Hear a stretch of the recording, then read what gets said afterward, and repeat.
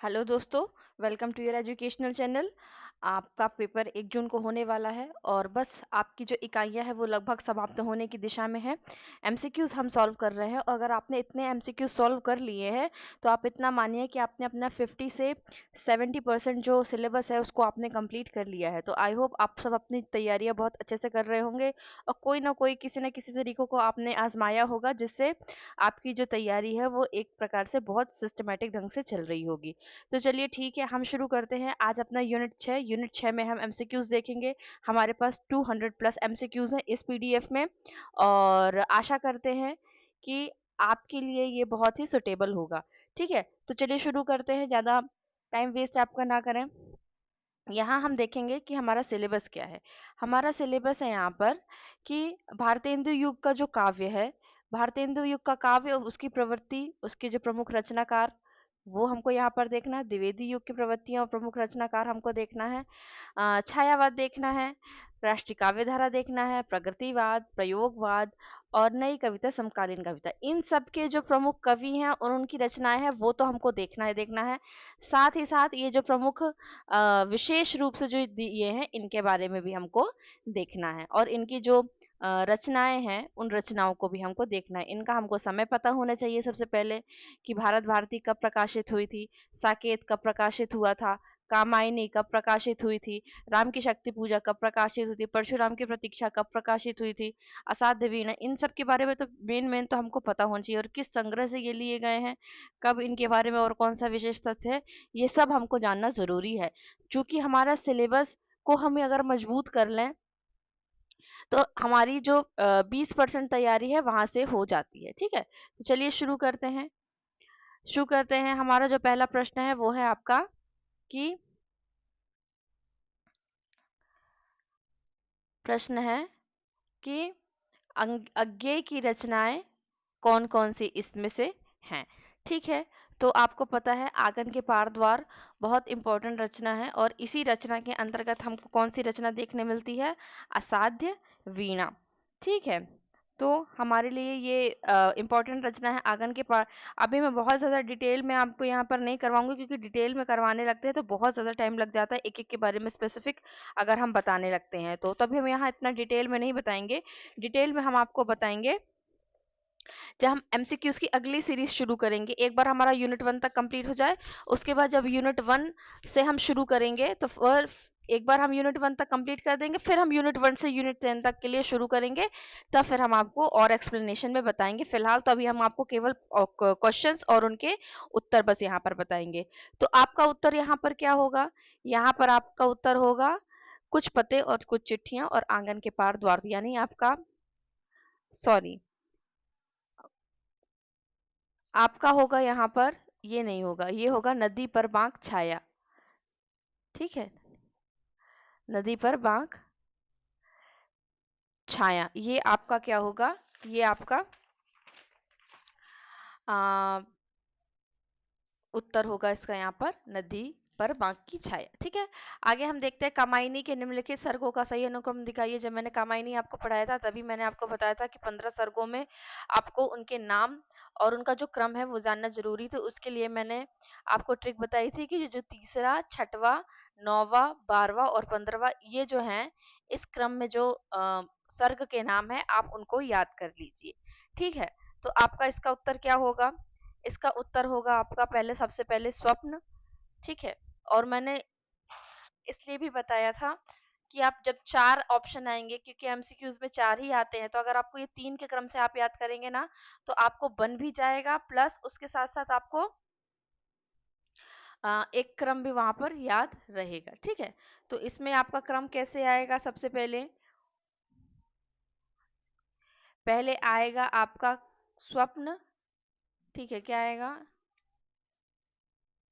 क्या हो गया, हाँ, पहले आएगा आपका स्वप्न, फिर आएगा संघर्ष, फिर आएगा निर्वेद, फिर आएगा दर्शन। ठीक है, ये जो आपका ऑप्शन कौन सा है, सी, ये आपका ऑप्शन सही जाएगा। ठीक है, आगे हम देखते हैं, हम बहुत कोशिश करेंगे कि इसमें हम आपको वो प्रश्न लें जो आपके सिलेबस और सिलेबस में जो दिए गए रचनाकार है उनसे जो जुड़ा हुआ हो। ठीक है, अब आपका देखिए ये यहाँ पर दिया हुआ है। मित्रता बड़ा अनमोल रतन है, कब इसे तोल सकता है धन। ये पंक्ति किसकी है? ये पंक्ति आपकी रामधारी सिंह दिनकर की। फिर अगला देखिए, इस देश को हे दीन बंधु आप फिर अपनाइए, भगवान भारतवर्ष को फिर पुण्य भूमि बनाइए। ये किसने लिखा है? ये लिखा मैथिली शरण गुप्त ने। शीतल ज्वाला जलती ये ईंधन होता दुर्ग जल का, ये किसका है? ये है आपका जयशंकर प्रसाद का। ठीक है। और नाश भी हूं मैं अनंत विकास, ये किसका है? महादेवी वर्मा को इस उत्तर से आपका जो ऑप्शन डी है वो आपका सही होगा। ठीक है, आगे हम देखते हैं कि एक मिनट, यहाँ पर छायावाद के बारे में रामचंद्र शुक्ल की जो स्थापनाएं हैं वो यहाँ आपको बतानी है। ठीक है, छायावाद ने बड़ी सहृदयता के साथ प्रभाव साम्य पर ही विशेष लक्ष्य रखकर चला जाता है। ये सारे आप पढ़ लीजिए। रचनाएं गीतों के रूप में अधिकतर होती हैं। रचना अन्योक्ति पद्धति पर नहीं की जाती, जब कहीं पर आ जाए नहीं की जाती तो आप उसको विशेष ध्यान देंगे। ठीक है, नहीं की जाती है। और क्या पूछा है इसमें? और पूछा है कि बताया है कि व्यंजना पद्धति का प्रगल्भ और प्रचुर विकास छायावाद की काव्य शैली की असली विशेषता नहीं है। तो इसमें से पूछा कौन सी स्थापनाएं उनकी हैं। ठीक है, आपसे क्या पूछा गया है कि कौन सी स्थापनाएं हैं, तो मैंने बताया कि पहला और दूसरा इनकी स्थापनाएं हैं। ये नहीं, जब कभी नहीं वाला आए ना तो उस पर विशेष तौर पर आप ध्यान दीजिएगा। ठीक है, आगे हम देखते हैं कि डूब बची लक्ष्मी पानी में, सती आग पर बैठ, जिये उर्मिला करे प्रतीक्षा, रहे सहे सभी घर बैठ, विधि से चलता रहे विधान। यह काव्य पंक्ति में स्त्री की किस मानसिकता का वर्णन हुआ है?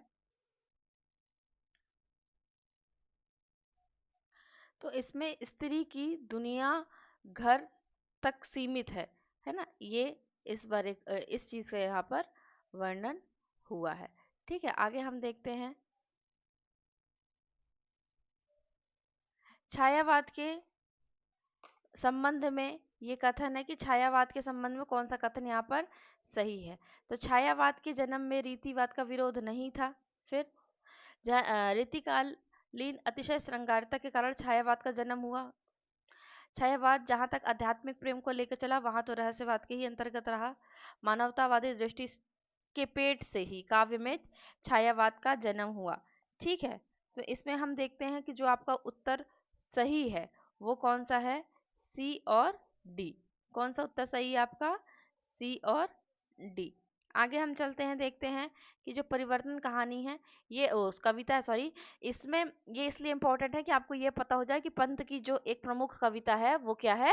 परिवर्तन है, इसलिए यहाँ पर इसको शामिल किया गया है। ठीक है, आगे हम देखते हैं कि इनके अनुसार परिवर्तन क्या है। तो परिवर्तन क्या है? नायक है। क्या है परिवर्तन? परिवर्तन इसमें नायक है। आगे हम देखते हैं कि जो इम्पोर्टेंट प्रश्न है आपके पेपर से आ सकते हैं, हमने केवल उनको ही यहाँ पर शामिल किया हुआ है। ठीक है, आगे हम देखते हैं प्रकाशन वर्ष की दृष्टि से अज्ञेय के जो काव्य संग्रह हैं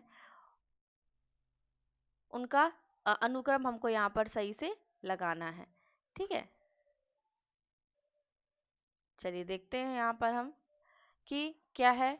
सागर मुद्रा नदी की बांक पर छाया या नदी पर बांक की छाया, दोनों प्रकार से ये पूछा जा सकता है। ठीक है, तो इसका उत्तर होगा आपका पहला, आंगन के पार द्वार प्रथम में आएगा, और आपका जो सागर मुद्रा है वो दूसरे नंबर पे आएगा, और सन्नाटे बुनता हूँ ये तीसरे नंबर पे आएगा, और नदी की बाग छाया पर ये आपका आएगा चौथे नंबर पर। तो इस अनुसार ये आपका उत्तर सही होता है यहाँ पर।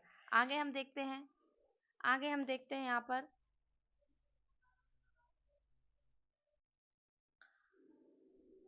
कामायनी के सर्गों को पहले से बाद के क्रम में लगाइए।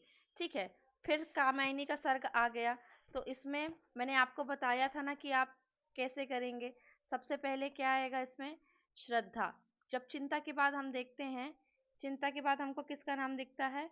श्रद्धा का नाम दिखता है। तो इसलिए अगर आपको ये पता होगा ना, पहले दूसरे का भी अगर आपको पता होना चाहिए, तो यहीं से आप क्रॉस कर सकते हैं। ठीक है, तो 31 का अगर हम देखें तो आपका उत्तर आएगा पहले तो श्रद्धा, ठीक है, फिर आएगा आपका काम, फिर आपका आएगा लज्जा, फिर कर्म, फिर ईड़ा। इसके अनुसार आपका ये वाला उत्तर जो है वो आपका सही बैठता है। ठीक है, आगे हम देखेंगे, नीचे दो कथन दिए गए हैं। साकेत के वियोग के भीतर कवि ने पुरानी पद्धति के अलंकारिक चमत्कार पूर्ण पद्य तथा आजकल की नई रंगत की वेदना, ठीक है, नई रंगत की वेदना, लाक्षणिक वैचित्र्य वाले गीत दोनों रखे हैं। और दूसरा कथन इसका ये है कि प्रेम के शुभ प्रभाव से उर्मिला के हृदय की उदारता का, ये इसमें दिया हुआ है, इस साइड वाले पेज में राइट हैंड में दिया हुआ है, और भी प्रसार हो गया, वियोग की दशा में प्रिय लक्ष्मण के गौरव की भावना उसे संभाले हुए है। इसमें पूछा गया है कि तो कौन से विकल्प में सही उत्तर है, मतलब पूछा गया जो ये दो कथन दिए गए हैं, यहाँ पर मैं आपको दिखाऊं, एक कथन ये है और एक कथन ऊपर दिया हुआ है, तो उसे पूछा गया है कि दोनों कथन में से कौन सा सही है। तो इसका उत्तर मैं जब पीडीएफ दूंगी तो आप देख लीजिएगा। इसका उत्तर यह है कि ये भी कथन सही है, और जो वियोग की दशा में प्रिय लक्ष्मण के गौरव की भावना उनको संभाले हुए है, वो भी कथन, दूसरा भी कथन जो दूसरा है वो भी सही है। ठीक है, आगे हम देखते हैं।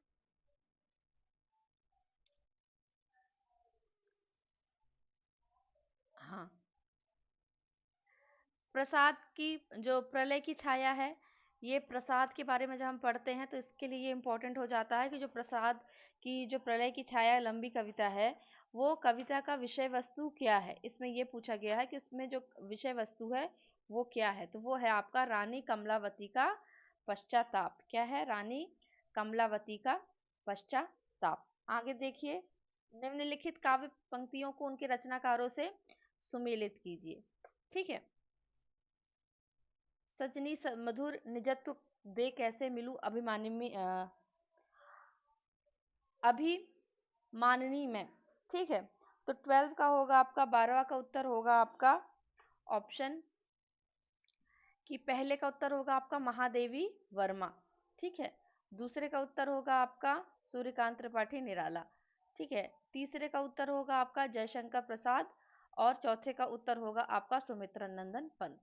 ठीक है, इस अनुसार आप देखेंगे तो आपका ये वाला उत्तर सही हो जाएगा। पंक्तियों को उनके लेखकों के साथ सुमेलित कीजिए। अब अभिव्यक्ति के सारे, ये प्रगतिवाद के संबंध भी आपके लिए इंपॉर्टेंट हो सकता है कि अब अभिव्यक्ति के सारे खतरे उठाने होंगे। ठीक है, सारे खतरे अभिव्यक्ति के उठाने होंगे। इसका, इसमें अगर हम उत्तर लगाएं तो इसमें आएगा पहले का आपका चौथा आएगा, यानी कि मुक्तिबोध।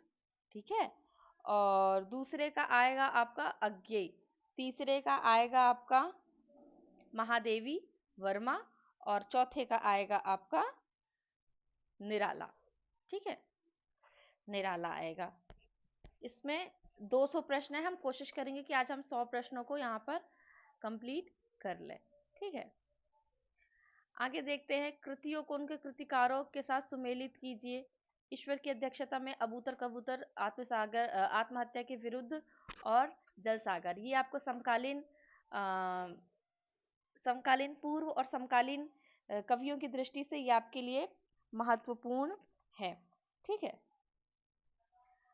तो चलिए देखते हैं इसका हम। इसका उत्तर होगा आपका, पहले का होगा लीलाधर जगूड़ी, दूसरे का उत्तर होगा इसका आपका उदय प्रकाश। ठीक है, तीसरे का उत्तर होगा रघुवीर सहाय, और जल सागर जो है वो है आपकी श्रीकांत वर्मा की। ठीक है, आगे हम देखते हैं। हाँ, यहाँ हम देखते हैं, धिक आए तुम यो अनाहूत, धो दिया श्रेष्ठ कुल धर्मदूत, राम के नहीं तुम काव्य के सूत के लाए। किस काव्य की रचना है? तो राम काम, इससे आपको ये तो समझ में आ रहा होगा कि ये जो रचना है वो किससे उद्धृत है। ऐसे ऐसे काव्य से उद्धृत जिसमें राम का उल्लेख हो, तो ये जो है निराला की तुलसीदास, उससे ये ली गई है। रचना काल की दृष्टि से कृतियों का सही अनुक्रम लगाए, क्योंकि अभी आपको पिछले एग्जाम में पंत की रचनाओं के बारे में ऐसे ही प्रश्न पूछा गया था, इसलिए हम यहाँ पर देख रहे हैं। तो पहली बात तो आप ये देखिए कि जो रचनाएं हैं है ना। ये रचनाएं किसकी किसकी हैं, ये है सुमित्रा नंदन पंत की, ये है जयशंकर प्रसाद की, ये है महादेवी वर्मा की, और ये है निराला की। यानी कि ये जो रचनाएं आपको यहाँ पर दी हुई हैं, ये किनकी रचनाएं हैं, ये हैं आपकी छायावाद से संबंधित। तो आपका उत्तर होगा पल्लव, कामायनी, दीपशिखा और कुकुर मुत्ता। अब यहाँ पर आप देखिए, ये आपके सिलेबस में दिया हुआ है, ये और ये, है ना। इसके लिए मैंने यहाँ पर लगाया है कि आपको एक आइडिया हो जाए। तो इसका उत्तर होगा आपका, पहले आएगा युग की गंगा, फिर सतरंगे पंखों वाली, फूल नहीं रंग बोलते हैं, मिट्टी की बारात। ठीक है।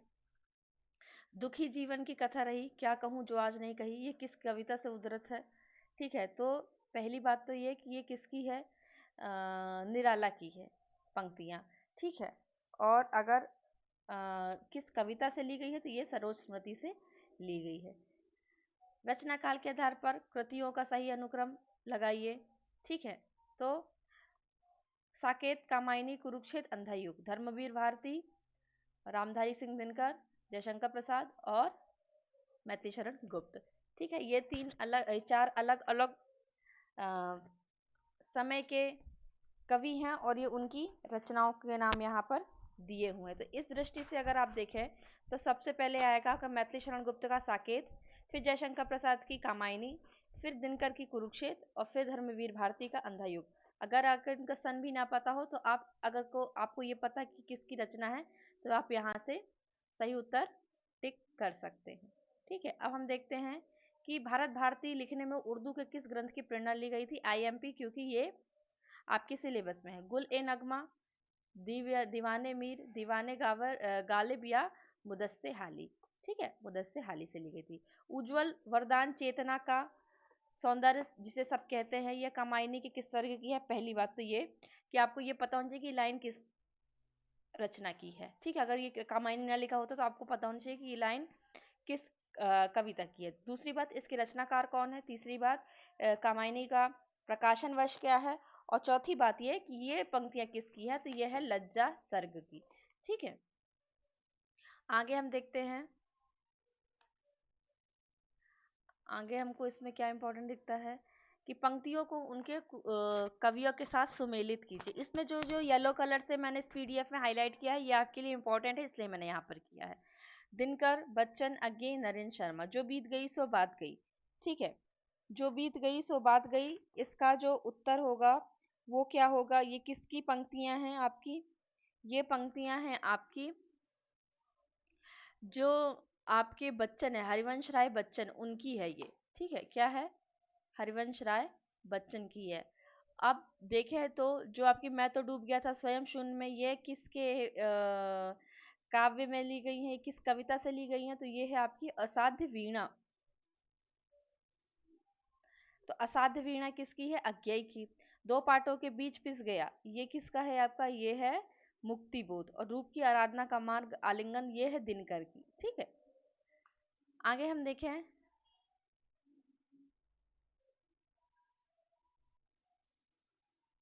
काव्य कृतियों को, हाँ, यहाँ से हम देखते हैं रचनाकारों को रचनाओं से सुमेलित करना है। यहाँ से देखो आत्मजयी, क्योंकि आत्मजयी हमारे सिलेबस में है, इसलिए हमको ये हमने रचना यहाँ पर शामिल की है। ठीक है, अब हम देखते हैं आगे इसका क्या होगा। आगे हम देखेंगे इसमें कि एक पतंग अनंत में, ये है आपका अशोक वाजपेयी की, और यहाँ से देखो ये है केदारनाथ सिंह की, और बात बोलेगी जो है वो आपकी शमशेर बहादुर सिंह की, और आत्मजयी तो मैंने आपको बता दी। आगे हम देखते हैं सूखी डाली, कारवा, बादल की मृत्यु और एक घूट। ये जो है ये आपका एकांकी से संबंधित है। ठीक है, तो एकांकी ये नाट्य काव्य में भी आता है ये। तो जो इसमें इसमें हम देखेंगे आपका उत्तर होगा सूखी डाली जो है वो उपेंद्रनाथ अश्क की है। ठीक है, और कारवां जो है भुवनेश्वर प्रसाद का है। बादल की मृत्यु है रामकुमार वर्मा का, और एक घूंट किसका है, जयशंकर प्रसाद का। आगे हम देखते हैं बीती विभावरी जागरी। ठीक है, जयशंकर प्रसाद की किस काव्य की संग्रह है। पहले तो ये पंक्तियां इंपॉर्टेंट है, किसकी है, जयशंकर प्रसाद की, और किस काव्य में संग्रहित है, तो ये सबसे ज्यादा इंपॉर्टेंट है कि किस काव्य में संग्रहित है, तो ये है आपकी लहर में। ठीक है, आगे हम देखते हैं। प्रसाद के अनुसार काव्य मन और आत्मा की संकल्पनात्मक अनुभूति है जिसका संबंध विश्लेषण, विकल्प या विज्ञान से नहीं है। तर्क दिया गया है क्योंकि काव्य आत्मा की मनन शक्ति है। ये मैंने लाइंस इसलिए ली है क्योंकि ना ये अगर किसी विचारक, आलोचक या रचनाकार की लाइन है तो ये लाइन भी आपसे सीधे छायावादी के संदर्भ में पूछी जा सकती है। तो पूछा इसलिए छायावादी काव्य की मूल चेतना रहस्यवादी है। अब इससे पूछा गया है स्थापना या तर्क यानी दोनों कथन के बारे में पूछा गया है कि ये दोनों कथन क्या है, सत्य है, असत्य है, या एक सत्य है, एक असत्य है, ये पूछा गया आपसे। तो पहला ये बताया गया है कि पहला तो सत्य है, लेकिन दूसरा जो है, दूसरा गलत है, यानी कि आपका उत्तर ए सही है। आगे हम देखते हैं काव्य पंक्तियों को उनके रचनाकारों के साथ सुमेलित कीजिए। ठीक है, पराधीन रहकर अपना शोक न कह सकता, वह अपमान जगत में केवल कौन सह सकता है, पशु ही सह सकता है। बहुत इंपॉर्टेंट लाइन है। अधिकतम अधिकतम आपसे ये पूछी जाती है। ठीक है, तो इसका उत्तर होगा आपका, इसका उत्तर होगा, सबसे पहले आपको ये पता होना चाहिए कि जो राम नरेश त्रिपाठी हैं, ठीक है, राम नरेश त्रिपाठी ने ये पंक्ति कही है पराधीन वाली। किसने कही है? राम नरेश त्रिपाठी ने कही है। आगे हम देखें कि धरती हिलकर नींद भगा दे, वज्र नाद से योम जगा दे, है ना, ये किसकी है? ये है मैथिली चरण गुप्त की। आगे हम दे दिवस का अवसान, ये आपका जब आप की जो प्रथम महाकाव्य है खड़ी बोली का प्रिय प्रवास, वहां से ये पंक्तियां ली गई हैं। भेजे मन भावन के उद्धव आवन की, ये किसका है? आपका ये है जगन्नाथ दास रत्नाकर का। ठीक है, आगे हम देखते हैं। काम मंगल से मंडित श्रेय सर्ग इच्छा का परिणाम। सबसे पहले सर्ग से आप समझ जाएंगे अगर ये पंक्ति आपको दी होगी कि किस काव्य की है। फिर अब आपको पूछा गया है किसकी है, जयशंकर प्रसाद की किस रचना से, कामायनी रचना से। अब पूछा गया है कि ये किस सर्ग की है, तो जो ये पंक्तियां हैं ये है आपकी श्रद्धा सर्ग से। ठीक है, आगे हम देखते हैं। आगे हम देखेंगे निम्न में से कौन सा काव्य संग्रह शमशेर बहादुर सिंह का नहीं है। नहीं है मतलब एक बस रचनाएं होंगी जो उनकी नहीं होंगी। तो इसमें से शमशेर बहादुर सिंह की जो एक रचना जो नहीं है वो क्या है? आज अभी आंखों से। अब हम आगे देखते हैं।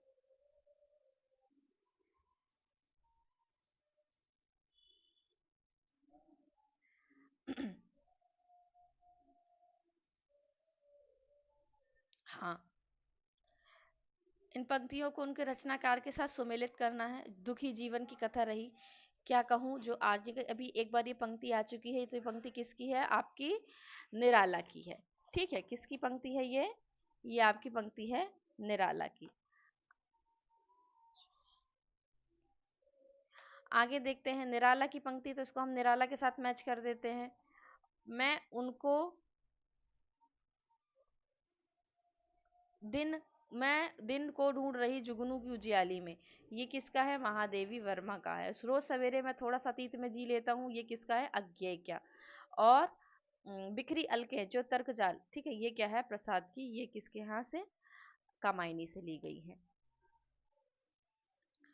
रामचंद्र शुक्ल ने इन कथनों का संबंध कवियों को के बारे में कहा है जो आपको सुमेलित करना। देखिए पहली बात तो कि जो ये पंक्तियां हैं वो किस संदर्भ में? आपकी छायावाद के संदर्भ में है। तो अज्ञात प्रिय की ओर इशारा, अज्ञात प्रिय की ओर इशारा, ये हम किसके लिए देख सकते हैं? ये हम देख सकते हैं